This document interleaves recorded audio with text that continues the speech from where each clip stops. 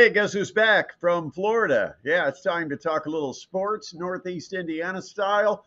Another edition of the Sports Rush. I am Brett Rump. Glad you're joining me for this.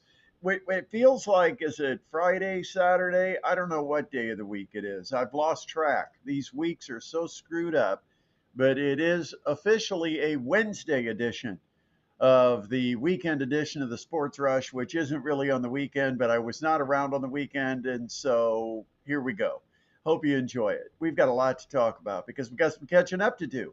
Yeah, if it's weird because when I had the radio show, it was real easy. If I wasn't going to be on, someone else was. Sometimes it was the local sub, sometimes it was the network program, but it was never dead air. It was never just no show at all. And so when you do the YouTube thing, if you're not doing shows, there's literally nothing that takes its place. And so I was out of town. I was traveling a couple of weeks ago. We had a travel day on Saturday to get to Notre Dame, and then we had a Notre Dame basketball game, Mastodons against Notre Dame. And that was a Sunday afternoon. And then I had to hustle back and get to the airport so I could get a flight down to Florida.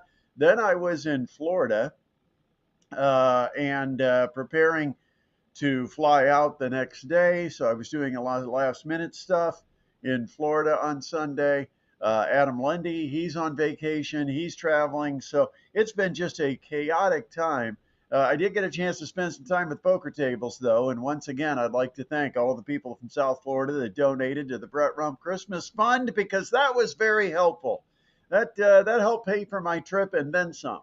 Really paid for my trip, paid for all my meals, and paid pretty much all the Christmas gifts. So thank you very much for your kind donation. It's not a GoFundMe, it's a Go Poker Me because I had to win it. But hey, you know what? Once again, I financed my trip by getting to the casino a few days. So that was fun. But got a chance to get outside. Hopefully, got a little bit of color. That's not some kind of an enhanced photo. That's actually a little bit of suntan because, yes, we went down to Florida where it was 81, 82, 83 degrees and it was beautiful and sunny. And so I got my vitamin D. I feel refreshed. Had a great vacation, great time with the family. Now it's time to get back to work because I couldn't wait to talk about some of the local sports we had going on.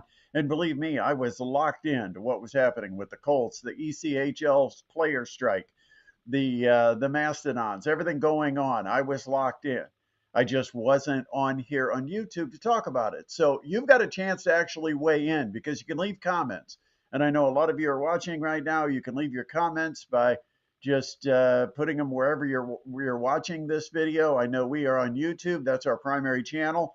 And we always would like it if you could get to YouTube at some point during this show and give us the thumbs up, give us the like button, share the channel, and make sure you are a subscriber. If you have not subscribed yet, please do so. Certainly helps with our algorithm. We'd appreciate that very much. Nick is weighing in. How about those Mastodons in South Bend? Yeah, we'll talk about that. That was one heck of a day, although some of the luster wore off when the Mastodons made the road trip to Milwaukee, which we'll also talk about. But man, that was some game, and it was not a fluke. I mean, that was not a fluke at all. That was the Mastodons actually doing exactly what they need to do to be effective, and we'll break it down. We'll tell you exactly what some of the key elements of that win over Notre Dame happened to be, and there was a certain toughness the Mastodons showed that did not show up in Milwaukee. But we will talk a little bit about that. But I got to start with this whole ECHL. It is back, and the Comets are going to have their traditional sold-out New Year's Eve game tonight against Bloomington. And this is a game that almost didn't happen because of some Yahoo who represents the ECHL players. And this whole thing, as I watched it from afar, I thought this is the most ridiculous thing. And the teams can't come out and speak poorly about the union. And the players certainly aren't going to come out and speak poorly about the union, although you did have some players that made it very well known that it was not a personal decision on their part to go on strike. And I think it was probably not a personal decision that was made by more than 50% of the players. I don't think this was the players deciding they had to strike to be able to get a better deal. This is minor league hockey. This is not the professional leagues or the biggest leagues, the major leagues. This is minor league hockey. This is where players are just hoping to get some kind of a spark that can lead to a fire, that can lead to a blaze and get them into the NHL. And for some reason, the players' representative, the union, decided that they apparently were a bunch of stars and that they were going to take the game away and they were going to take the players away. Well, that's ridiculous because you know what? Most of the fans that go to Comet Hockey and most of the fans that go to most of the hockey in the ECHL don't know the players all that well. That used to be different when it was the IHL and it was the highest level of minor league hockey because you had players on the doorstep of playing in the NHL and they came back year after year because they knew how close they were. But in the ECHL, you've got guys coming out of juniors, you've got guys that are drafted out of college. The names change every year. You might have one or two guys that you remember from a year ago, but let's certainly be honest with ourselves. It's not a player-driven league. It's a event-driven league where it's just fun to go to the Comet game, and the Comets is much bigger in the community than the individual names that make up the hockey club. Therefore, a strike would be very simple, just to say, okay, those players are out. Let's find some other players that want to fulfill their dream of perhaps, number one, playing professional hockey, and number two, maybe getting that chance. It might be the needle in the haystack opportunity, but maybe they get a chance if they came in and played as a substitute player that they could have got an opportunity to get noticed and maybe get a contract at the AHL or maybe get a contract in the NHL. And here's the thing too, is that the players that are really the stars of the league are the ones that are on AHL or NHL contracts. Those guys could care less. And the whole thing was just a problem from the start because they went into this negotiation. And it's kind of like going into a tug of war where you got the little flag in the middle and you hope to pull that flag all the way over to your side. And that's how tug of war ends. But in negotiations, you play tug of war to where you get the flag as far to your side as you possibly can get it. And then you say, okay, we'll settle at this point where our flag has gotten, where we have pulled you to our side a certain distance and it's not going to go any further. You can't go into negotiations expecting to win the tug of war. You have to figure out where it is that you're happy with the flag getting to and then settling and getting the agreement ratified. I felt like the ECHL Players Association went into this deciding that they were going to pull that flag all the way over to their side. They were tired of it. They just felt like they were being so mistreated. Well, you know what? It's minor league hockey. These guys aren't playing for the contract. They aren't playing for their long-term careers. They're playing for a short-term opportunity in most cases to get a chance to play at the NHL. Some of the guys hang around longer than others. They just love hockey. And they also know going in that they're sacrificing income in return for playing a game they love. Most jobs that are really fun don't pay all that well. I mean, the reality is there's 100 people that are willing to do it for probably less than you're willing to do it. And most companies or most employers are like, why do I hire this guy when I can have that guy? And he costs me less money. And so the whole idea behind this strike was ridiculous from the beginning. That a strike was actually going to be influential in getting a deal done. I think both sides wanted to have a deal done. I mean, it was supposed to be done months ago. And I think they both wanted to get the deal done. They had to get at the table. And then to do it on December 26th, who in their right mind pulls that kind of crap?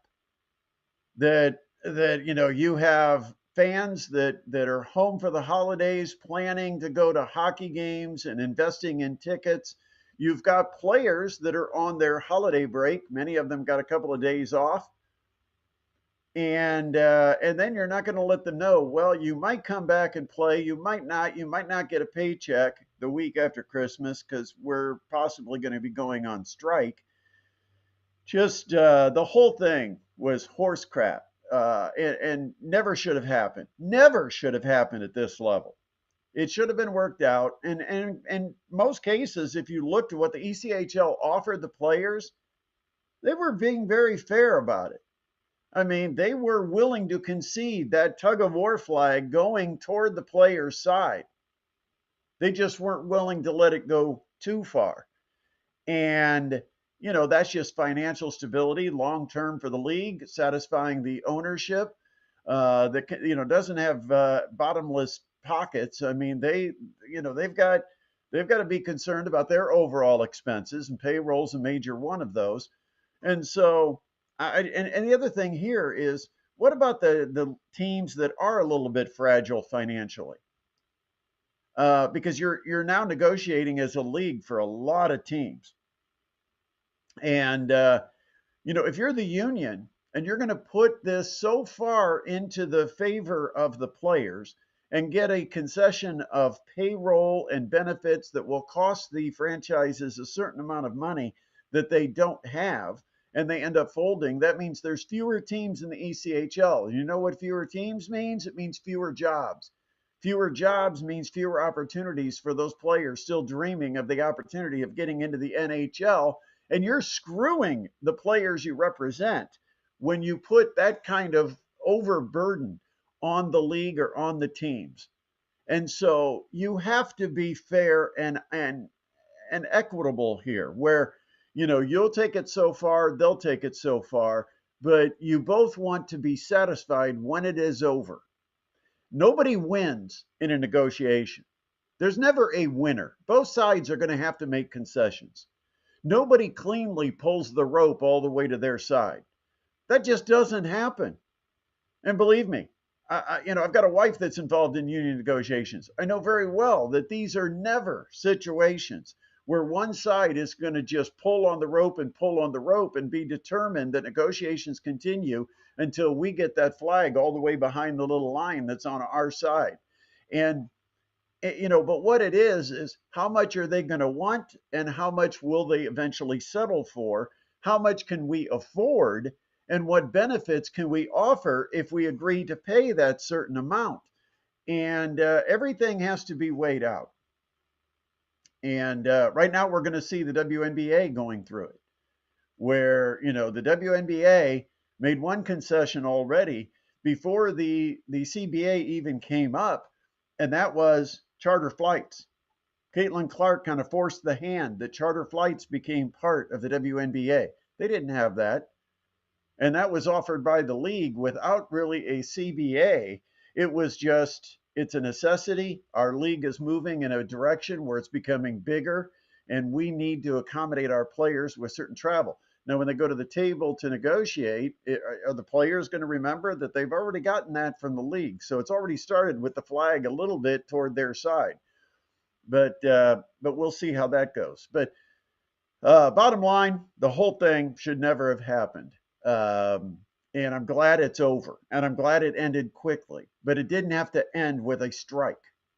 The strike was useless, because the individual players didn't hold that kind of leverage over the teams. The teams could have easily found some college players or found some, recent players. They could have put a roster together. It might have taken a week or so, maybe 2 weeks to get the roster, get them into camp, get everybody in shape and on the same page. But they could have moved on with the season and just said, heck of it.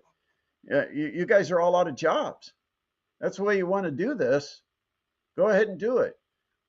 But we're going to just sign players and work with them directly and not have to deal with a union anymore. It's minor league hockey. You don't have that much leverage. I'm sorry.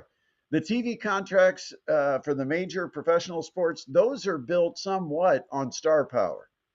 But you don't have those when you're negotiating. So, the major league sports, they can do those kind of things where they can threaten to strike. And, think about a league without a Caitlin Clark, or any of the other big name stars, Paige Beckers or others. But think about the WNBA without them and what it means for the TV deals. And then think about the ECHL. And is there a single player in the league that you could think of off the top of your head that you say, boy, if that player didn't play in the league, this league financially would really be hurting?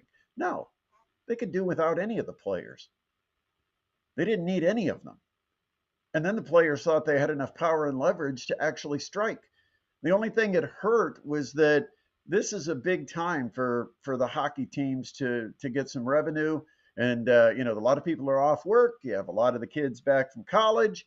They're on college break. The kids are on high school or winter break from elementary and high school, middle school. And so it's a good chance for the families to go to the games. And of course, New Year's Eve always a traditional game here in Fort Wayne. But the whole thing never should have gotten this far. Boy, I don't even know what to turn to next because there's so many different things we could talk about with everything going on and everything that has gone on since I had a chance to get on here and talk last. And again, really appreciate you being a part of the Sports Rush and being one of those that does tune in, does enjoy our video. We're doing this live. I was going to record it and throw it out there, but I thought, if I'm going to record it, I might as well just do it live because it's still going to be recorded and saved on the channel. But we do appreciate you subscribing. We appreciate you sharing it. And we appreciate your comments. So if you've got any comments you want to throw in, love to hear from them. And Nick, appreciate your comment about the Mastodons, which we will talk about. But right now, let's go ahead and talk about the Indianapolis Colts. Because I don't feel like we're going to be talking about the Colts real long. We probably will because there'll be a lot of turnover during the offseason, and there should be turnover because what happened cannot go unnoticed. You can't just sweep under the rug the fact that this team's lost 6 straight, lost 7 of their last 8. They haven't won a game on American soil since October. Injuries, fine, there's injuries. So be it. But you got to go out and beat people. And it doesn't matter. I mean, when you build a football team, you always build a football team knowing that there might be some injuries along the way. And you hope you have enough depth that you don't lose so much talent that you can't win with the guys that have to play when certain players get hurt. Colts lost a quarterback. Colts lost a couple of corners. They brought guys in that ended up hurt. Their defensive line without DeForest Buckner was pure trash. Grover Stewart, I'm sorry, he can go play anywhere he wants to play. He's overpaid. He's underproductive for what he makes. I mean, I like him. He's a fun guy to talk to, but that doesn't necessarily mean he's helping your football team win games. I mean, it's fun to chat to a lot of people that can't play football, but I'm sorry. There was a 4th down. Trevor Lawrence ran a quarterback sneak, and Grover Stewart literally got plowed off the line of scrimmage on a quarterback sneak on a 4th and less than a yard. He got plowed 4 yards off the line of scrimmage. 4 yards. I mean, it was the easiest 1st down Trevor Lawrence is ever going to get in a quarterback sneak because all he had to do was take a step back, see the big push on the offensive line on his left side, and follow it. And when you watch the replay, it was a big hole and a big push because Grover Stewart was backpedaling, getting pushed off the line of scrimmage on a quarterback sneak. And everybody kind of expected that it would be a quarterback sneak. That kind of stuff is just the stuff that drives you crazy, is that they put this roster together and they decide on the guys they like. Zaire Franklin is another one. They've decided they like him. And I don't know what they see. Kenny Moore is another. Now, I think some of these guys are fine football players, but I don't think they're the stars and the core pieces of a great defense. I think they're okay. Grover Stewart, I think you could upgrade. And Chris Ballard supposedly is the guy that builds at the trenches. And I'm not so sure that we give him a whole lot of credit for what the Colts have at the line of scrimmage. Quentin Nelson cost the Colts a lot to be able to draft him in the top 6 in the draft. It took a lot for them to get him. And you cannot miss when you take a guy number 6 overall. But you look at the rest of the offensive linemen, good pieces. I don't know if they're great, but they're good pieces. But it's an average offensive line, maybe above average at times. And it had injuries too. I know there's injuries all over the Colts, and you can use that as an excuse. But you got to have some toughness there too. I mean, you've got to be able to overcome injuries and decide we're not going to give up what we worked so hard to get our first 10 games of the season. When we're sitting 8-2, with what was it, a 2 or 3 game lead in the division with 7 to play. I mean, what were the percentages at that time that the Colts were going to win the AFC South or at least make the playoffs? I mean, they already had the tiebreaker over Denver because they beat the Broncos head to head by 1 point earlier in the season. Yep, I'll be making a pick on IU Alabama coming up in just a little bit. That game coming up tomorrow. Also, Ohio State Miami. I'll make a pick on that one. That comes up tonight. I know we got a lot of Buckeyes fans that aren't too far away, just across the state line. Some of them are on this side of the state line here in Fort Wayne. But anyway, the Colts have to hold people accountable. And it is time that the Indianapolis Colts hold Chris Ballard accountable. And this is going to be the first big move for Carly Ursay-Gordon. This will be her first opportunity to show what she's willing to tolerate as an owner. Jim Irsay was a nice guy. And I think you could talk Irsay into another year. You had to know how to talk his language, talk his game. But I think a lot of times that's what's been happening. It's just good campaigning with Ballard or maybe with Steichen, but especially with Chris Ballard. He's been buying time. And all we keep getting as Colts fans are 500 football teams at best. I mean, I'll tell you this. How much respect do you have for Phillip Rivers? Coming in here, doing what he did, and he wasn't the problem in going 0-3. And it's a sad state of the Colts that the defense was so bad that despite Phillip Rivers lighting it up and putting up points for the Colts, that the defense couldn't stop San Francisco to save their lives. But I have tons of respect for a 44-year-old man that came back after not playing for 5 years. I mean, this would be one thing if he was the guy that was on the field last year and just stepped away from the game. 5 years. He was about to go into the Hall of Fame. And comes back, decides, I'll give it another ride. And God, he did whatever he could do to try to get this team over the hump and into the playoffs. And unfortunately, a lot of guys that have been here for the whole year that are a hell of a lot younger than 44 years old didn't do their jobs, didn't hold up their end of the bargain. But I think it's time to move on from Chris Ballard. He's had his time. He's had his time. You can't just continue to do the same things year in, year out, and continue to ride with the same results, mediocrity, and accept it. This year, sure, there were injuries. And if the Colts didn't have the injuries, would things be different? Maybe. But you also have to look at the schedule. I mean, look at the Colts beat. I'll give you the list of who the Colts beat. Dolphins, Titans twice, Raiders, Falcons, Cardinals. Those teams among the teams the Colts beat. Now, those teams have a combined record of 22-58. Those are bad football teams. And the Dolphins got better, but they were really bad when the Colts played them. And the Colts smoked them. And the Colts got by the Broncos by 1 point early in the year. The only other win they had, besides those bottom feeders and the 1 point win over the Broncos, was the win against the Chargers. And that may have been the bright spot for the entire season for the Colts. But every time they played a good team, they couldn't beat them. And so I think in some ways, this wasn't as much about injuries. It was about a team getting exposed. It was about a team that maybe wasn't as good as we wanted to believe they were.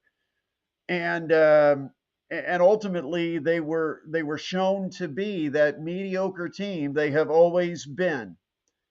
And so now I think you've got to move forward with a new general manager. You're going to have decision number one. Will have to come at quarterback. Is Daniel Jones the long-term answer? Is he going to be healthy next year? What do you do as the backup? What do you do with Anthony Richardson? I mean, that's going to be one of the big questions for a new general manager. there's going to be some turnover. We're going to have to rebuild this roster. And then the question is, does Shane Steichen stay? And do you believe in Shane Steichen as the coach? Found it very interesting that there was a tweet out there that apparently was liked by Jonathan Taylor, although I didn't check out the authenticity of the Taylor account that liked it. But because on Twitter, you can make accounts look like accounts without them really being the account. Um, but but I'm wondering if you took a poll of the players, and I think Carly Ursay Gordon's going to do this. She's going to talk to the players and she's going to get their take and their feelings on the coaching staff and make her decisions based in part off what she hears from the players themselves.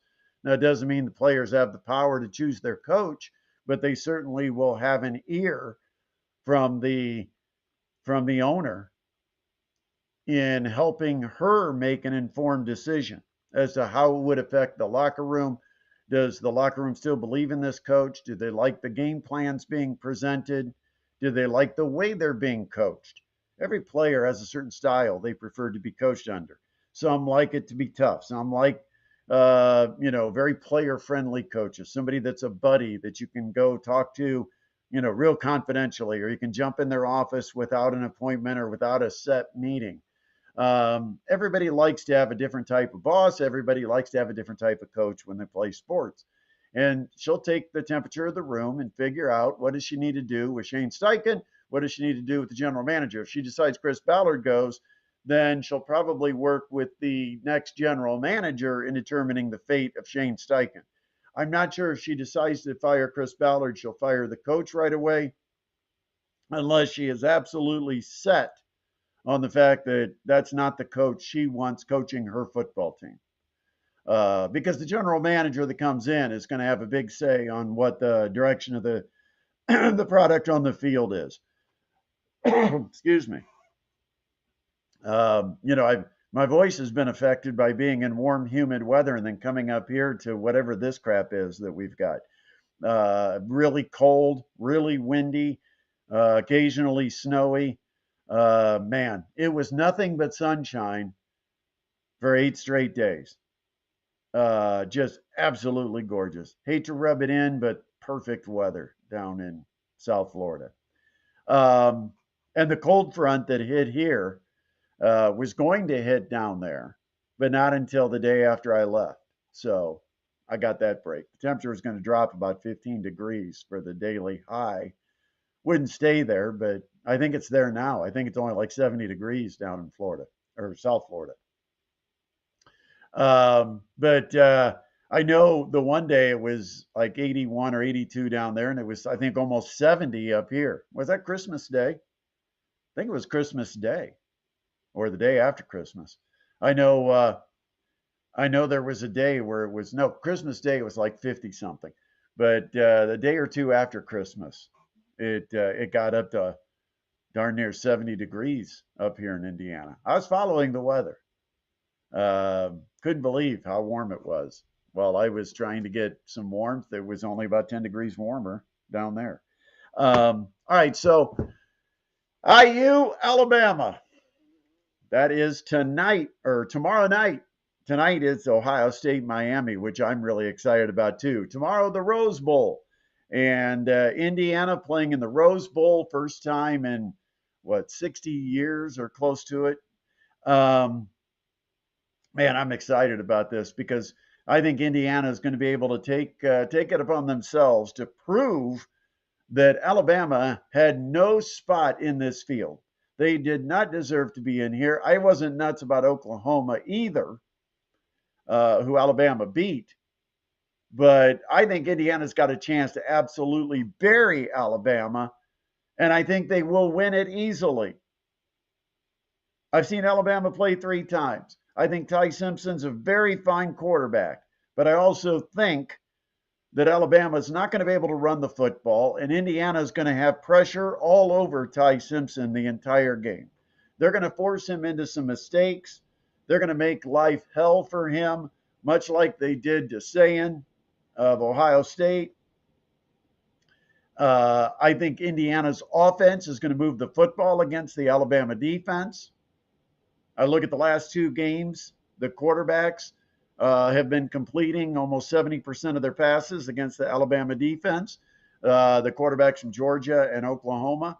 And so I think Fernando Mendoza, this is a chance for a Heisman Trophy winner to actually do something and have a big postseason run. And I think Mendoza is going to be ready to play. I mean, that the layoff only gives him more time to prepare, and he is one of those guys that's very big on the preparation. So I think Indiana is going to win this game because number one, Alabama can't run. Number two, Alabama can't protect the quarterback. Number three, Alabama can't run because Indiana's linebackers are the real deal, best in America. They're linebackers as a unit, and Aiden Fisher might be the best one in the country. But as a unit, I don't think there's a doubt that the Indiana linebacking core is the best you've got in the country. And for those reasons, Indiana is going to blow the doors off Alabama 34-10. 34-10. Indiana over Alabama. Ohio State, Miami. Brock Schott be playing this one. He won't. I don't know if he'll play, but I don't think he plays for Miami. But Leo Product is part of the Miami Hurricanes roster. It's the Cotton Bowl, and it is tonight, and it's Ohio State, Miami. I think that the Buckeyes are going to win this one. I don't want to say comfortably, but the Buckeyes will win this one. I've got defenses both playing well. But I do think the Buckeyes, with the receivers they've got and an explosive offensive running game where if you give them a gap or a hole, they can turn it into a big play. I've got the Buckeyes winning at 26-16 over Miami. Love to get your picks in the comments. If you want to comment, let me know what you think is going to happen between the Buckeyes and the Hurricanes tonight. I think Miami is going to apply pressure to Sayin. But here's the deal, that Ohio State just went through this with the Indiana defense. So they've had to have made some adjustments or learned from film because what Miami does well is exactly what Indiana did to Ohio State. And I don't think Ohio State allows it to happen 2 times in a row. I think they're too talented. They'll make the adjustments. I think Miami will get to Sayin a couple of times, but I don't think they're going to just make it a nightmarish night for him. I thought it was almost a nightmarish night for him in the Big Ten championship game against that Indiana defense, but I think Ohio State's offense and offensive line will provide better protection. They'll make the adjustments they learned from that Indiana tape, and Ohio State will win it 26-16. But remember, if I lose on that pick, I'll feel even more confident about my Indiana pick. It's not too often I go 0 for 2, but I'm pretty confident I'm on a 2-0 this week. Wild week for the Mastodons. We had Nick weigh in earlier about the Mastodons. I didn't even have a chance to get on a show and talk about the Mastodons knocking off Notre Dame. How about that win?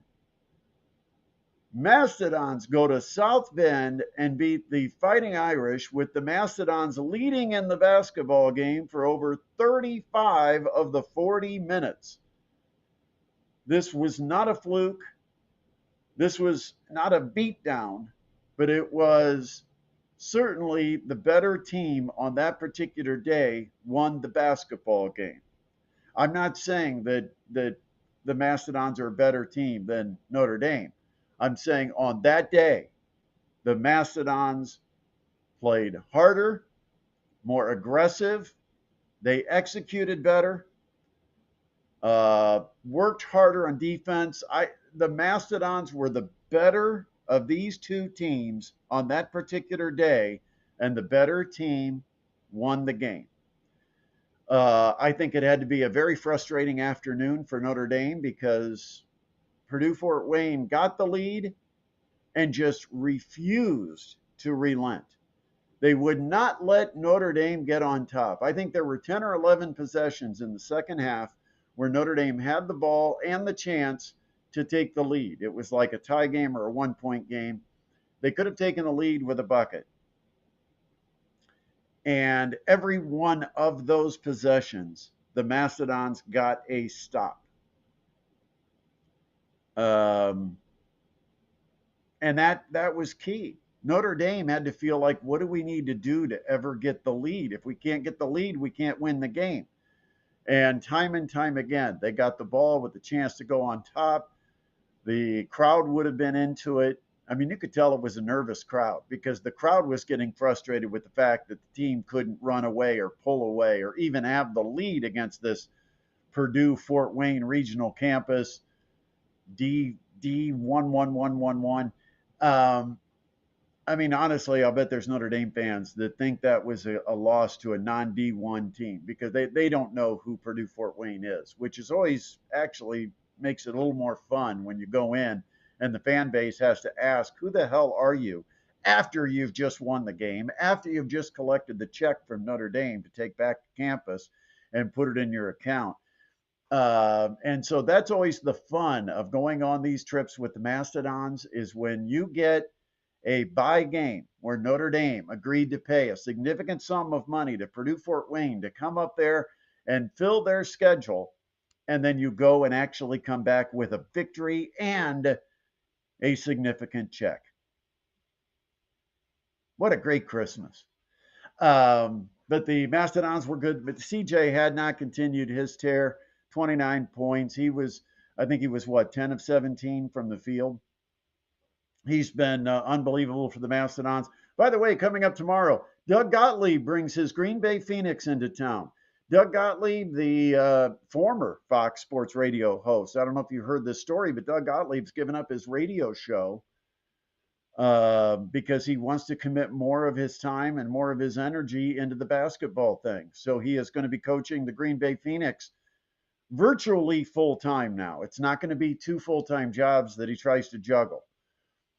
He stepped away from the Fox Sports Radio gig, although he is still going to be doing the podcast that he does for Fox Sports Radio, but he's not going to be doing the daily radio show, so he can commit more time. He said where it really got him was when the team had to board a bus or a plane and go to their next game, and Gottlieb could not go with the team, that he had to get a separate flight at a later time because he always had to work out the travel around his radio show. And that wasn't always the most convenient for the whole team. And maybe in some cases, the flights that Doug Gottlieb was going to take, there weren't 22 or 23 seats on those planes. And so the fact that he could not travel with his basketball team, he said time and time again, we got into those situations because of the timing of the radio show and the distance and schedule and who they had to play and where they had to play them. And he said, I just decided I can't let that keep happening. And the only way I can stop it from happening is if I step aside from the radio show. Very difficult decision for him to make. He loved doing daily talk, but he's a coach and he's decided he's going to coach his team first, worry about radio second. And remember, when he took that Green Bay job, he said at his press conference, Green Bay got a bargain because I have another job that basically supports me.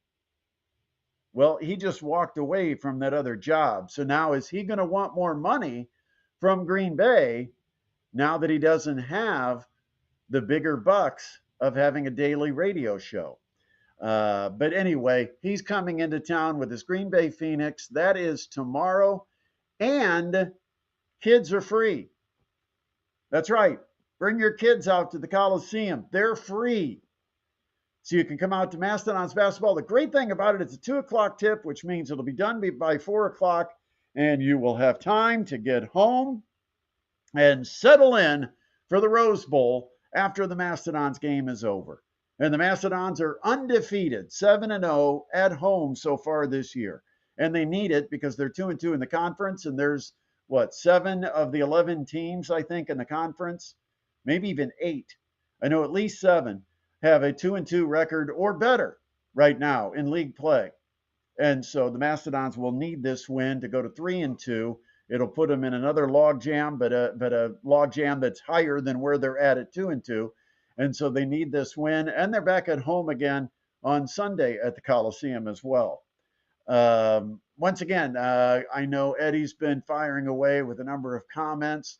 Can't get tickets, and I don't think you'd qualify as a kid. But yeah, the Mastodons now have wins over IU twice, DePaul, and Notre Dame, all under Coach Kaufman. It's the only 4 wins in program history against power conference opponents, the high majors. And so that's something pretty significant. In fact, this year in the Horizon League, the Mastodons are the only team that has a high major win. I'll tell you why that's happening. This may be the best part of the show, and it's coming right at the end. I'll tell you what we're seeing in college basketball. The NIL and its impact on mid-major versus high major basketball. High majors don't have to recruit freshmen anymore. They can go snag players out of the pro leagues in Europe. They can snag players from other high major programs, or they can get the best of the best out of the mid majors, and they can cherry pick who they want, who fits their program out of the mid majors. That's what the high majors are doing to assemble their rosters. Look around and just look at what you've got. Every roster, is it 3 freshmen with a guy that's a sophomore that was there last year, and then maybe a junior or senior that has been there for? No, that's not the rosters of high majors. The rosters of high majors are 10 new faces, 8 of them are in the rotation, 5 of them start, and you might have a European, you might have 2 or 3 that came from other high major programs, and a couple that came from mid majors. And so what's happened is the talent, as it boils up to the top at the mid major level, the best of the best end up off to the high majors. And so now you've got mid majors that have to replace that talent. They have to raid each other to try to get talent because they can't afford the guys that are coming out of the power conference unless it just was a terrible situation for them. So they go to other mid majors to try to get their talent, or they bring in freshmen. And so where the advantage was in these Cinderella wins was that the mid majors used to be the veteran group, because mid majors were made up of guys who came in as freshmen, developed, and stayed through 4 years of college. They didn't have the opportunity to go to the big power programs. Why? Because the big power programs were recruiting all the McDonald's All-Americans, all the best freshmen, and they wanted to fill every open roster spot and every scholarship spot with a guy out of high school that would be there for 4 years, that they could develop and grow with. Most of the best at the high majors didn't stay for 4 years. They went one and done and off to the pros, or maybe a couple of years. But the years passed. The mid majors used to be the experienced group, a very fundamental team, but they were older. They were 21, 22, maybe even 23-year-old guys.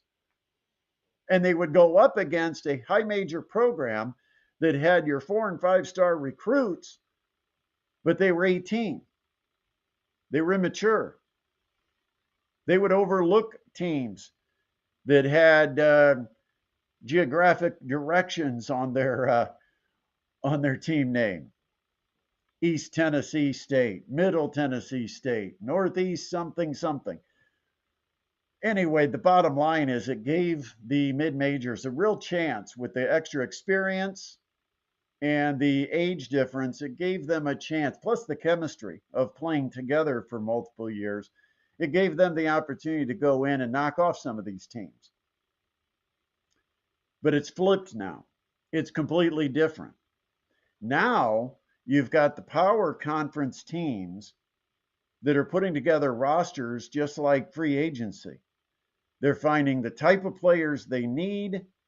They're finding the money to go out and bid on them and get them to come and they're pulling them out of other high major programs, and they're talented guys that average 10, 11, 12 points a game, maybe more, and they're bringing them into their program by winning the money battle. And so these rosters are older guys. You don't see the McDonald's All-Americans filling up rosters like you used to. They're older guys where most teams now have 3, 4 seniors that start, maybe a grad student, maybe a fifth-year guy. So now that the high majors are older, more experienced, and they're the cream of the crop from mid-major and high major programs, there's a talent disparity. And you don't see the mid-majors knocking off the high major programs with the frequency that we have seen before. This was the only Horizon League win in the entire non-conference slate against a high major program, was the Mastodons knocking off Notre Dame. And the Horizon League has 11 teams that play high major, they play 3, 4 high majors each. So you've got about 45 to 50 games featuring the Horizon League versus a high major program. The only one that got a victory was Purdue-Fort Wayne over Notre Dame. And by the way, did anybody stay awake for the Notre Dame game against Stanford? 47-40. Not halftime. That was the final score. Notre Dame wins on the road at Stanford 47-40. It puts you asleep just mentioning it. All right, go Hoosiers. I think they've got a real shot in this. I think they're going to beat Alabama, and I think Ohio State's going to advance. And I so far the Big Ten shown pretty well in bowl games. So let's go. Make it a great weekend, and Happy New Year, everyone. Hope to see you at the Coliseum for Mastodons basketball coming up tomorrow. Always appreciate you joining us on the show, on the channel. Make sure you give us that thumbs up. Make sure you give us a comment. Make sure you like us, and make sure you are a subscriber. That is super important. We want to get those subscribers up. We want other people to know that we're here, and we'll be on here much more frequently as we get into 2026. I apologize. It's been a couple of weeks, but every once in a while, a guy's got to go have a vacation. I'm sorry. Got to go down and spend some time with the family and enjoy Christmas. But Happy New Year to everybody. Next time you see me, by the way, I'll be a year older, as will everybody. Well, not everybody. I guess the year goes over to 2026. But we'll hope to see you at the Coliseum. Have a terrific remainder of the week. I know we're right in the middle of the week, although it feels like a weekend, but it is the middle of the week. We'll come back and have a Friday and be right back into a regular weekend. Hope to see you out of the Mastodons game. Stop by and say hi if you see me. And make sure you stay right with us here and click the bell to get alerts so you know when the next broadcast is live here at the Sports Rush.